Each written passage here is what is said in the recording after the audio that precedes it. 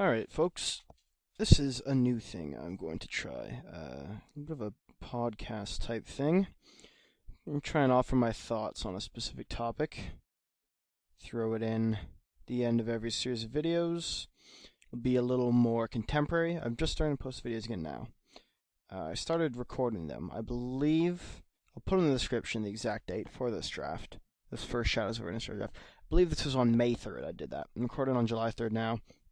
I wanted to record and not edit through the Camtasia thing, but then there's like some issues with AVIs coming from Camtasia and Premiere for whatever reason. So it's been a while, but I think I should start uploading them now. So the purpose of this is going to be just to talk about stuff, usually at least tangentially related to the draft, but to offer some thoughts on Magic design, etc. And today I want to talk about the card, or focus my discussion around the card Behind the Scenes, and the broad idea behind the Behind the Scenes card. What wizards might be thinking behind the scenes about Behind the Scenes. So those of you who don't know, Behind the Scenes is a enchantment for 2 and a black, creatures you control have Skulk, and for 4 and a white, creatures you control get +1/+1 until end of turn. This card is not really playable. This card's not very good. I remark on this in the video. I'm in a black-white deck. I got a fairly low curve. Hypothetically, I could put this card to use, right? But I don't even really consider it. And this was early in the format. You'll notice I do things in this first video probably wouldn't do now. Probably would have taken the Nearheath Chaplain over the Gissel's Bidding with our first pick. I definitely rate cards a little differently than I did back then, etc. You know, your knowledge on something evolves and it changes. But my opinion on Behind the Scenes hasn't really changed. And Behind the Scenes is interesting because it's a very clear representation of Wizards missing the mark with the design, or I guess more realistically for this, the development of the sets in some ways. So the Behind the Scenes, obviously it's a black card with a white activation cost. This fits into a broader cycle of non-creature cards with enemy color activation costs at uncommon in Shadows over Innistrad.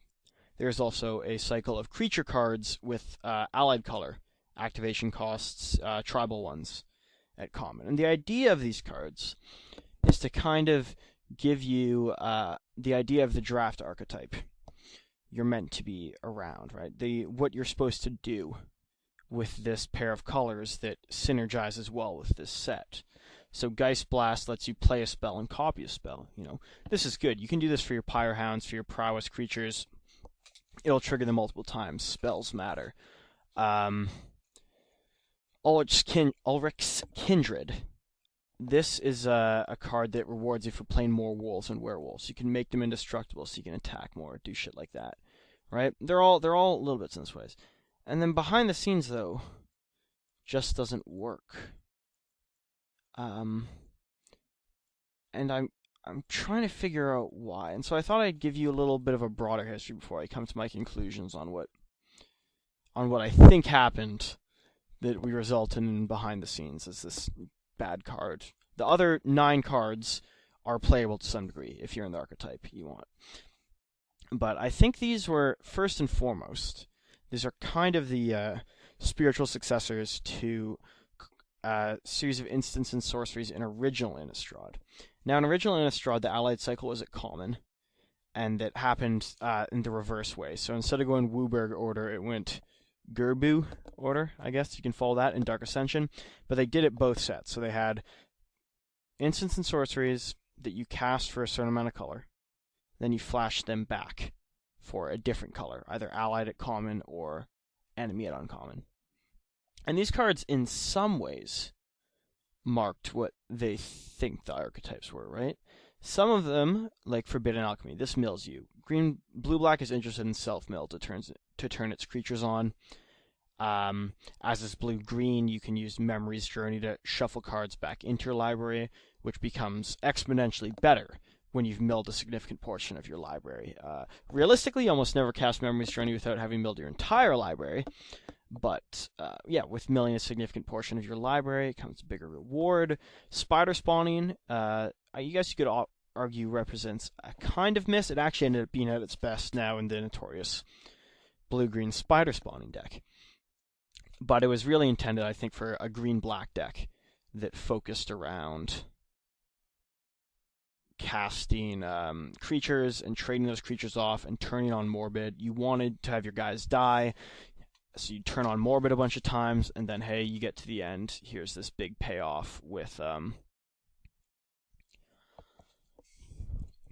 all these spiders, right? So it worked out in some ways not. In other ways not, etc. You saw Rally the Peasants.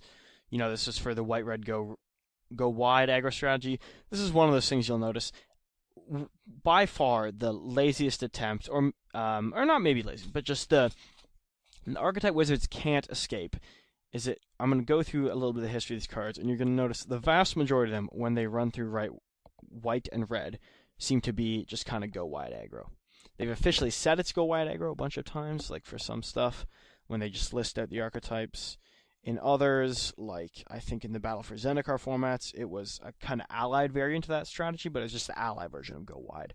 Because kind of the reality is, if you want white and red, more so than any other color, to actually be good, to be playable and limited, to not have the creatures be chaff, they need to have efficient, low-power creatures so they can play an aggro strategy. In the vast majority of formats, right? And so, Rally the Peasants fits this. Unfortunately, white-red kind of sucked in Innistrad, but it's a little beside the point. And then the last enemy-colored one, I think at uncommon, was Unburial Rites, so this kind of fits into the human sacrifice theme, although not necessarily human, but the sacrifice theme in white and black. So, obviously, a much more significant constructed card, Unburial Rites for the most part, actually, as a reanimation spell, but it also allowed you to bring back creatures you'd sacrifice for benefit, etc. Some of the allied color ones at common, like I said, Forbidden Alchemy, Mills put stuff on, Travel Prep helps you play your green-white aggro strategy, but then there was some like Fires of Undeath and Dark Ascension. This is just a removal spell. You cast it as a removal spell. It has really nothing to do with the red-black vampires deck or whatever. But you get the idea, at least. I think this is where they kind of first latched onto this idea, but they hadn't completely gone down the path of using drafts as using uncommon cards as multicolor signposts. Now, where this strategy evolves, I think, is in Dragon's Maze. In Dragon's Maze, believe it was Zach Hill published an article. I think Zach Hill was writing latest developments at the time. And so Zach Hill publishes this article in Dragon's Maze talking about lieutenants, the lieutenant cycle. To encourage people, there's one of each in Dragon's Maze, right?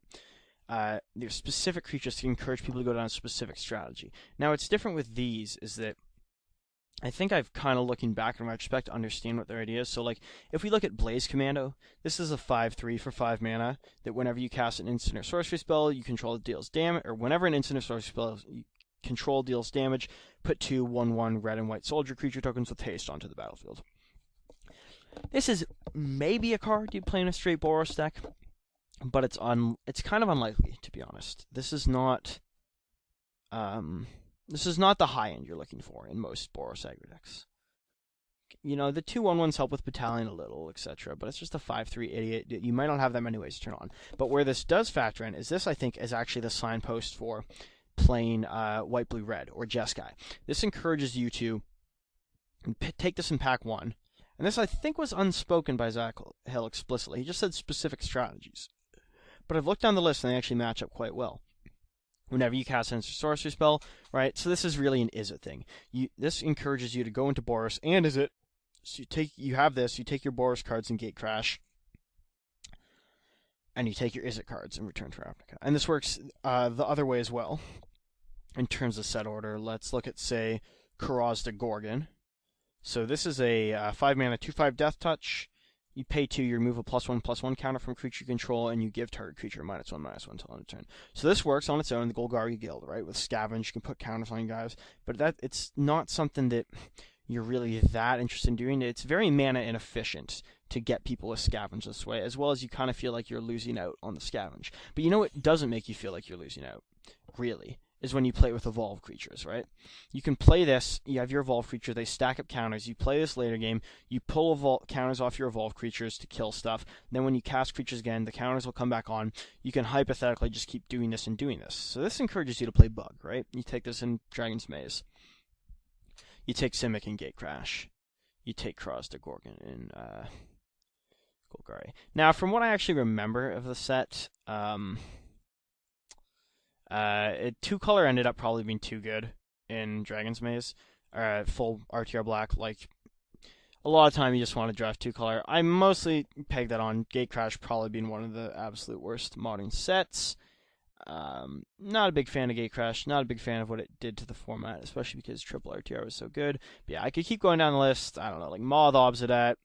It's a white-black Orzhov card with a sacrifice ability, right? This is like something that encourages you to go Golgari. You can sacrifice your cards and then scavenge them back on. Shit like that. Anyways, these all do that. So these are to try and communicate 3-color archetypes, but they're 2-color cards themselves. And then after this, it seems like Wizards kind of gets the idea that this worked. It's good, and I think it's a good idea.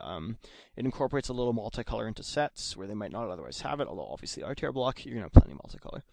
But so they really latch onto this, and then in Theros, or actually, sorry, in Modern Masters 1, I should say, because that comes out first, you do see what you could argue is the first implementation of this. The differences with Modern Masters 1, a lot of them are just kind of good cards. Like, if I remember the archetypes of Modern Masters 1 correctly, some of these fit in, some of these just didn't. Like, Kitchen Finks, you're just going to play that in any green-white deck. Doesn't really matter. Lightning Helix, you're just going to play any green-white deck. But then you have, like, Manamorphose. Okay, you're supposed to be red-green Storm. So you have that. That's a legit card. Murderous Redcap, just a card. Worm Harvest. This is a legit card to encourage you to play the black-green Retrace deck, right? So they kind of alternate a little in Modern Masters because some of it they just want kind of these high-powered reprints at uncommon. Especially ones that have constructed application. Which basically all of them did, except for, I think, Mind Funeral, Worm Harvest, maybe like Plume Veil, Trigon Predator, Little Fringe, etc. But anyways, they go with this. They do it in Modern Masters. I assume they think it comes well. Modern Masters is also the first time that I think they kind of try and really explicitly communicate. We have 10 archetypes for the 10 color pairs. These are what they are. We're putting it out there. Know what you want to draft. This is a synergy-based format. And I just ended up drafting stupid control decks anyways that like playing 3 or more colors. But I'm bad at this game, so it doesn't matter. So yeah, anyways, in Theros, I think we finally see the full implementation of this idea. I'm pulling it up right now. I didn't really play Theros. Apparently I played a pre-release that I totally forgot about. But I didn't play through this block, even though I love Greek mythology. I don't know. I just fell away from Magic at this time. But if you look down the list, you have stuff. I'm looking at it right now. A Crow and Hoplite. It gets bonus to power for number of attacking creatures. This is for that red-white go wide aggro strategy they always fall back on. Battle-wise Hoplite. It has heroic for the counter and then scry. Blue-white is a heroic deck. You want to be going heroic. Chronicler of Heroes. You draw a card if you have a creature with a +1/+1 counter on it. So this is both for heroic as well as for some of the monstrous cards in green, because monstrous cards also get +1/+1. Destructive Revelry. See, sometimes they don't always follow through. This is just a naturalize that deals damage. Doesn't really communicate it too well. Likewise, Horizon Chimera is just kind of an normal blue-green card. So that kind of signals I don't think blue-green actually had much of an archetype. I think blue-green was kind of like vaguely monsters, but it was really just like a mid-range deck. But then Kragma Warcaller. This is Minotaur Tribal. This is you want to play a lot of Minotaurs, etc. Firevika's Mender, you want to mill yourself, do all that bullshit, and on and on and on. Another, I should say, the bottom Spellheart Chimera, power equal to the number of instant sorcery cards in your graveyard. Similar to red, white, blue, red sees a lot of fallback on just the kind of instants and sorceries matter. I don't think this is necessarily bad, and I think the potential for the archetype has only gotten better since they've evergreened the prowess mechanic. And so Theros is where they do this the most explicit, but it's pretty much all on creatures. The only non-creature is Destructive Revelry, which I think was just a constructed plant. They might have had some, like, monstrous... I think red-green was, like, a monstrous deck. Probably had some monstrous card in the file at some point. Development went, oh, we want a constructed playable naturalize effect. Let's put this in there for the aggro decks, etc. And then in the Born of the Gods, I think they had only allied color uncommons. Journey into Nyx, only enemy color, and this is just kind of like, it's a small set, so it matches up with the gods that were in that small set. Do it that way. Now things get a little hazier. So Khans of Tarkir, because you're not really, allied colors aren't really supposed to be playable. What it actually has, it just has 2 of the enemy colored multicolored one. Let's look at black and white multicolored. Was it like Chieftain? I'm gonna have to look up these guys' names because I did play a Khans pre-release and I remember doing that. But anyways, there's 2 guys. Like one was 1+0, one was a 2/2 that gave your warriors +0+1. These were like Chief of the Scale, Chief of the Edge. Okay, so these things are to say, all right, white-black, if you're just going to play white-black, you are the Warriors deck. You want to draft Warriors, etc. There's also, I believe, 2 of each wedge card, accomplishing similar, although sometimes less explicit goals. But yeah, I think the wedge cards, because half of them were the charms, were a little less explicit, but the enemy color cards are very explicit. You look at blue-green, it's clear that blue-green is the morphs deck. Black-green is the cares about toughness deck, etc. So and then there's a cycle of common multicolor enemy cards in Fate Reforged, and a cycle, a bunch of allied color, multicolor common cards, or uncommon cards in Dragons, I believe. Dragons is like the set I by far. It looks like, okay, 1 cycle of dragons of the respective dragon clans who do specific things. So blue-white, whenever you cast a non-creature spell, it's like it has double prowess. It has double prowess. Blue-white is still, moving on from the Jeskai colors, it's still a very instant sorcery-focused deck. We have all these. And so you see they hit the mark for the most part. And in places where they're not going to hit the mark, they're just not afraid of just throwing some, like, just, okay, you will play this creature if you're in these colors, like that Chimera and Theros, not Spellheart, but Horizon. Right? Whenever you draw a card, you gain a life, has flash, flying, trample. It's just a fucking cornucopia of blue and green things. You'll play this card if you're blue and green. Maybe it'll make up for not having much synergy between those 2 colors. But then we reach something like Behind the Scenes.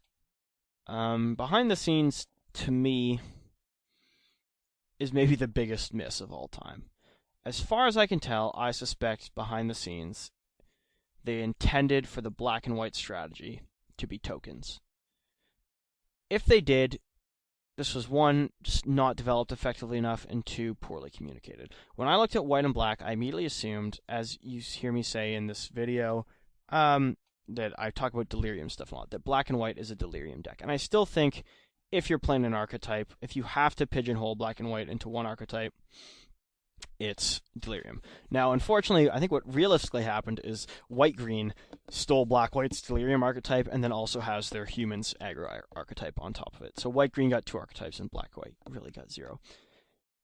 Because with white and black, there are some cards at uncommon that make tokens, right? Gissa's Bidding is a good card that makes tokens. There's even some cards at common that make tokens. You have the Dauntless Cathar from the graveyard, likewise Nearheath Chaplain at uncommon from the graveyard. And you have the Vessel of Ephemera. This makes tokens. You have a bunch of token makers. Now, they're not very pushed, though. Dauntless Cathar is a very good creature. Emissary of the Sleepless, not so much. Vessel of Ephemera, a lot worse than people even thought it would be at the moment. So you have these tokens, but they're not really efficient. There's not a big payoff for playing these tokens immediately.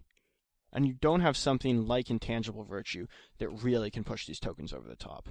Black at common also has the token on Ghoulcaller's Apprentice, I should say. I think that's the only one at common for black, though. There is Shambleback. Shambleback is unplayable. This contributes to the problem.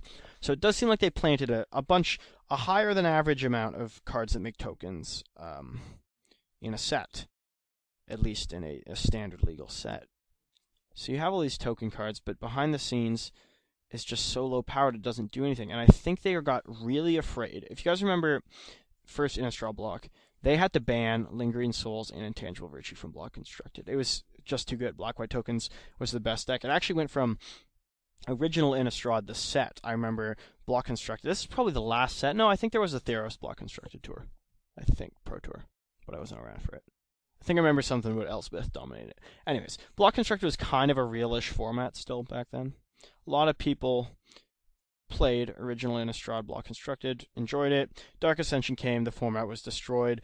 Basically, just Lingering Souls and Sorin turn the format into a black-white token, beats everything.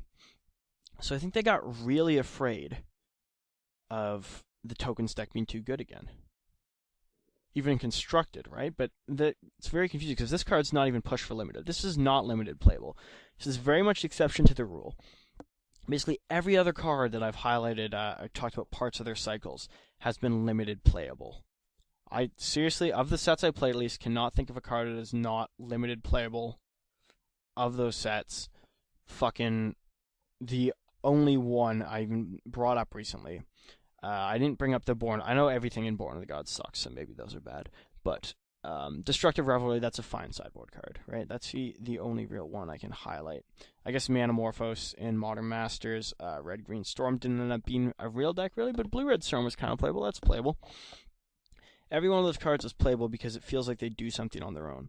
Behind the scenes, it feels like it's rewarding you for this token strategy that, one, doesn't exist, and then it's not even rewarding you well. Pumping your whole team could potentially be very powerful, right? There are much better cards that do this. 5 mana, that's your turn. If you're playing like any form of deck realistically that wants to play these token cards and beat down, and you have 10 lands in play, you've probably lost. You're doing this once a turn, you're probably not even playing another spell most of the time. And you're giving all your creatures Skulk, which is incredibly dependent on your opponent's deck, how good it is. The sick-ass uncommons, like Veteran Cathar, that does not matter what your opponent's deck is. You're doing Humans Double Strike. Double Strike has very powerful ability. Same with Ulric's Kindred. You're doing that. Green-black, Autumnal Moss, or whatever the thing that's called. If you can turn on Delirium, it depends on your deck. This thing is an efficient creature, and it helps you turn on Delirium. So the end result was that black-white tokens just didn't come through, and the archetype doesn't exist. And I know when I looked at black-white immediately, I was like, oh, this is a Delirium deck. It has to be Delirium. Look at all these Delirium payoff cards. Right? And I know I'm not alone in this. I pulled up Neil Oliver, a writer for Channel Fireballs, breakdowns of the Shadows over Innistrad archetypes, and he also identifies black-white as primarily a Delirium deck. But the thing is, the enablers you have to rely on are just so much worse. Call the Bloodline, one of the top enablers. I have this in this draft video you just watched, potentially.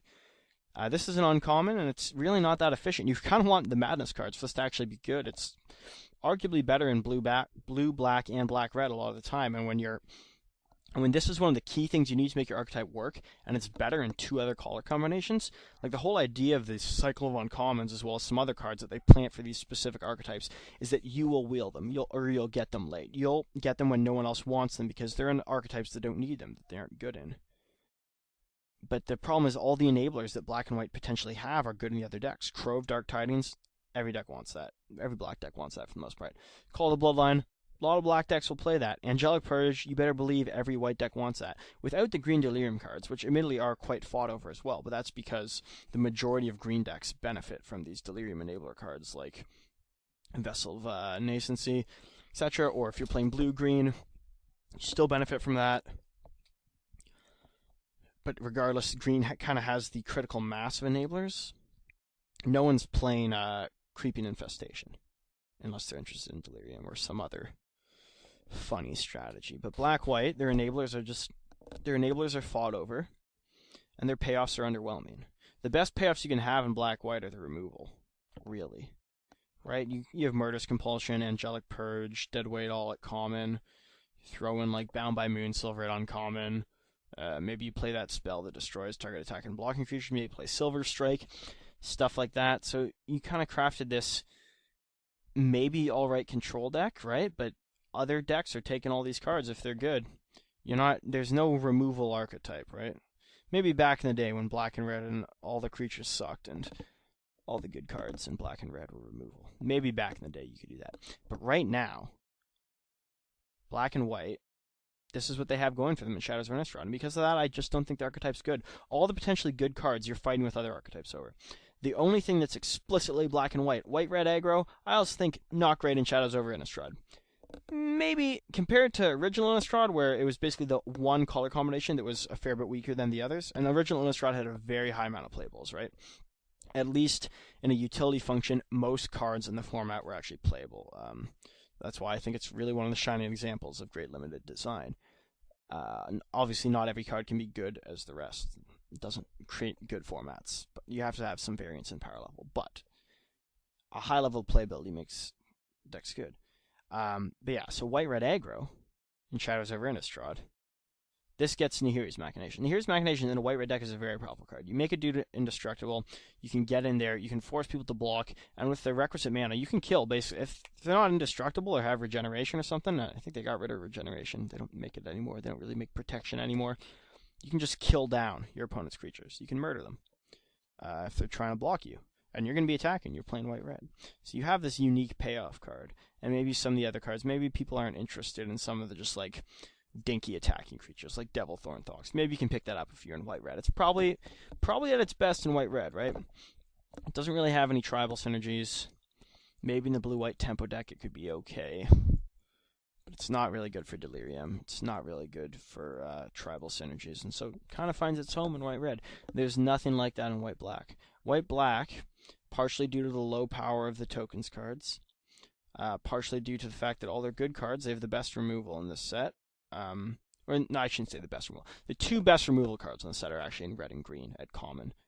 But black and white have the most depth of removal. They have a few removal spells each at common and uncommon that basically guarantees you, unless you're reading signals terribly, to have some removal in your black-white deck. This is not the case with other archetypes. Like if you're playing blue-green, there's no I guess people don't take sleep paralysis that high now, but there's still really no guarantee that you get like the Rabid Bite or the Sleep Paralysis or the Moonlight Hunt, these like few removal cards. Black-white, if you're reading signals, you should have removal cards, but people are gonna fight you for those removal cards. So all the good cards you want, you get fought over with. All the token cards are underpowered, and the payoff just isn't there. Because behind the scenes sucks, behind the scenes terrible. And so you look at it and you go, okay, I guess I turn to Delirium. The Delirium enablers just aren't there. Like, you're kind of relying on playing like Vessel of Ephemera, Explosive Apparatus, like fringe playable stuff. I shouldn't say fringe necessarily, but certainly lower powered on the playable list to have not necessarily amazing payoffs. The payoffs for Delirium, it actually turns out, are the best ones are those uncommon creatures that cycle at uncommon. I would say so. The very best one of that cycle is the idiot that puts +1/+1 counters on other guys. That guy's probably the best. That guy's in green.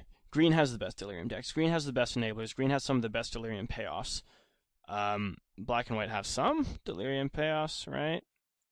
But not that much. So you end up with, in this kind of new age of design, we'll call it, where Obsessive Skinner is the guy's name, by the way. I remembered that. We're in this new age of design where Wizards really wants to make it clear. You see this especially with these Master sets they put out with, I didn't play Modern Masters 2, but I understand it had a very similar thing. It actually had 20. I did look it up during the 5 minutes of research I did for this video.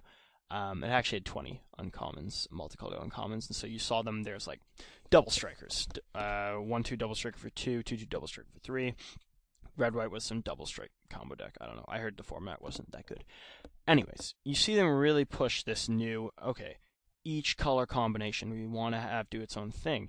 And now, more importantly than ever, when they're doing the small set thing, we'll finally add in the last piece of the puzzle block here. When they're doing the small set gets 2 packs thing, Oath of the Gatewatch helps redefine the color pairs because you now have the majority of it as part of that set. So for instance, in Battle for Zendikar, the blue-red multicolored card was a guy that made your colorless spells cheaper. Blue-red is a devoid deck. In Oath of the Gatewatch, the guy is a prowess haste creature.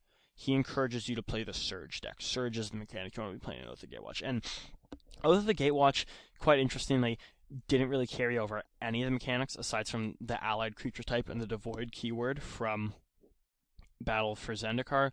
So it makes it quite a bit different. Like there's barely any landfall. There's like 2 landfall uncommons. So because of that, the red-green multicolor card goes from a landfall card in Battle for Zendikar to a just like a guy, like a 3/3 that you can pump. It's just like a mid-range, big beats monsters deck.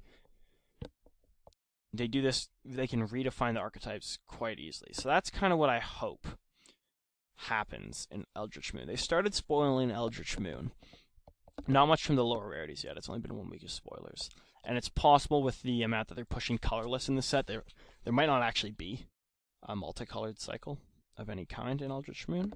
It's possible. And that would be an interesting, maybe they're moving away from this brief little period of design of, they had this in Magic Origins as well, I should mention, an uncommon for every color. You have a multicolored for every color pair. You have a multicolored uncommon for every color pair. This screams at you. You are drafting this set. Here is a good idea of what you might want to do in these colors, what the payoffs might be in these colors, what the commons you'll want that will end up being synergistic in these colors. Well, if they're synergistic with this uncommon, they should be synergistic with each other and reach some end effect.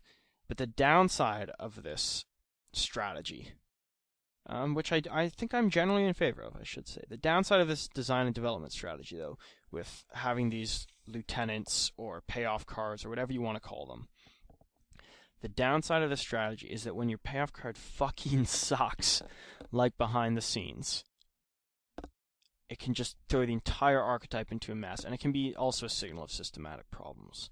So I guess to conclude, behind the scenes blows dick. Part of the reason it blows dick, and part of the effects of it blowing dick, it feeds itself, right? There's no black-white tokens deck. Such a thing just didn't end up existing in Shadows over Innistrad. And because you've kind of wasted these slots on trying to support this archetype, I still believe they put these little things in to support these slots a little. A lot of them just ended up being fine creatures, right? Dauntless Cathar, Ghoul Color's Penance, fine creatures. But because of that, you have all these additional things. You end up with this mediocre half-assed Delirium deck that just can't compete against other things in the format because it doesn't seem like the set was planned around Delirium. It was an accidental archetype. And I can't say for sure what was going on behind the scenes. I can't ever say for sure that they had this token deck. Maybe articles in the lead up. I just started playing again when this set came out, or about a week before, so whatever, right? So I can't say for sure how behind the scenes ended up as terrible as it is. But this is a good way of evaluating set archetypes. If the uncommon seems non-synergistic, it's probably a weaker archetype. If the uncommon itself is just trash, it's probably not only a weaker archetype, it's probably an archetype that if you end up drafting, you're not going to receive the payoffs. So, I guess I will finally conclude with, I strongly believe in staying open in drafts and taking the good cards and doing what you can.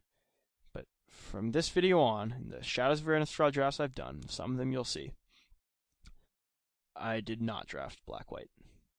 Ever again. Ever again. Ever again. Ever again.